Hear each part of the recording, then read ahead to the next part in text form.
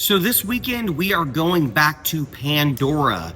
We're talking about Avatar: Fire and Ash. This is the long-awaited sequel to The Way of Water and the first Avatar film, which came out in 2009, which is crazy to think about how long that Avatar films have been going on. This is the third one. Let's talk about it.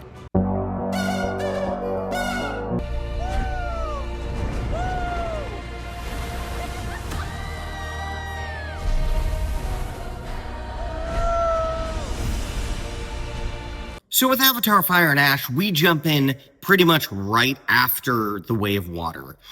This really does feel like a direct sequel to The Way of Water, or like part two of The Way of Water. I felt like this was a very interesting story to tell in the Avatar universe. There are some familiar beats along the way, but overall, personally, I really enjoyed this film. If you like Avatar 1 and Avatar 2, then you will like this one. If you're not an Avatar fan, I'm not going to say that this one's going to get you on board. Most likely not.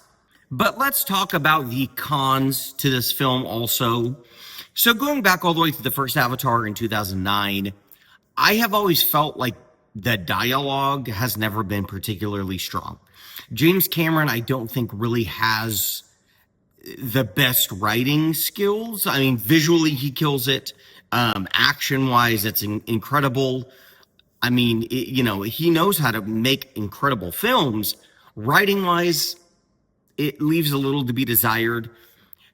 And this movie is more of the same.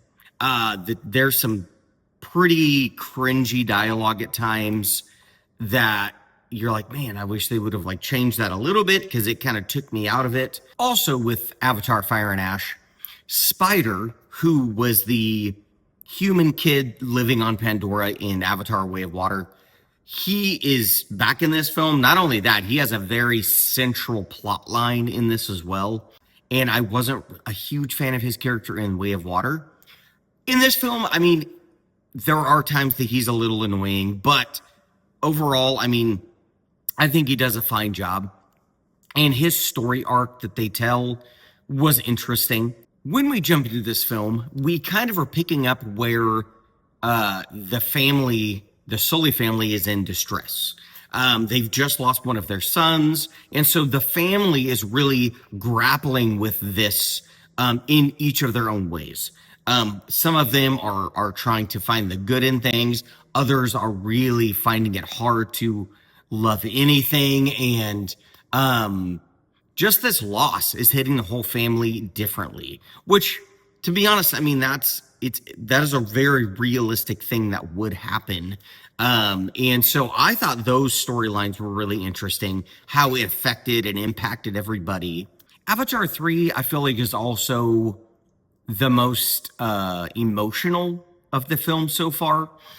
There are a lot of quite a few emotional beats in this that really do impact you, and I think that they were well written. This film, to me, also is the most action-packed. I didn't feel like the pacing was that much of an issue. This movie is about 3 hours and 15 minutes long. Could they have cut 15, 20 minutes out of this? Sure, most likely. But that's never been about what these movies are about. James Cameron wants to immerse you into this world, this other planet. And if you're on board with that, honestly, the runtime kind of flies by. But if you are kind of like, okay, let's move along, let's kind of just move the story further ahead, yeah, you will maybe get a little frustrated with how long things take to get going sometimes in this film. And I've heard many complaints about, man, this film is way too familiar. There's nothing really new here that we haven't seen before. To be honest, I just didn't feel that way. I thought there was quite a few new things and storylines that kept you on board and kept you just really in awe of this world that James Cameron has built. Now we have to talk about basically the villain of the movie. This is the Ash people.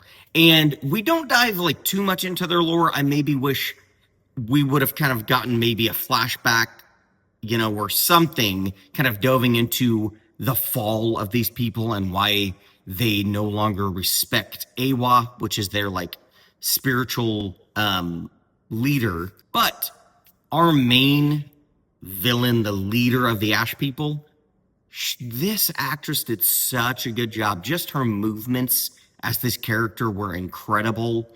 And if you've ever watched any behind the scenes on Disney Plus, there is a Avatar behind the scenes. It's incredible just to see how they make these films. And what this lady had to do to like act out this part was just really, really cool. I kept thinking while I was watching this movie that nothing you're looking at is like real.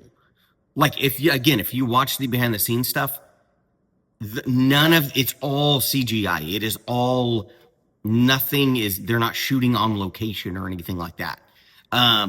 So it's just really incredible to think about when you stop and look at this film and then think about that. It's insane. This is not my favorite of the Avatar films. I think Way of Water is probably still my favorite, but this was really good. I really enjoyed it. If James Cameron wants to continue making these, I mean, I'm down with it. So overall, guys, if you enjoy the Avatar films, you will enjoy this one. There has been some divisiveness again among people about too familiar of themes and storylines and stuff. Again, I didn't feel that way. And I've heard other people not feel that way as well. But go see it for yourself. See what you think. Honestly, see this on the biggest screen you can. I saw it in 3D, which was incredible, very immersive. So check it out in 3D if you can. And this is not gimmicky 3D. This is very just immersive 3D effect that puts you into that world.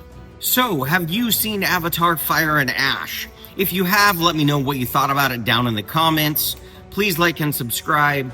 I would really appreciate that. And look forward to more videos very soon. We'll see you guys then.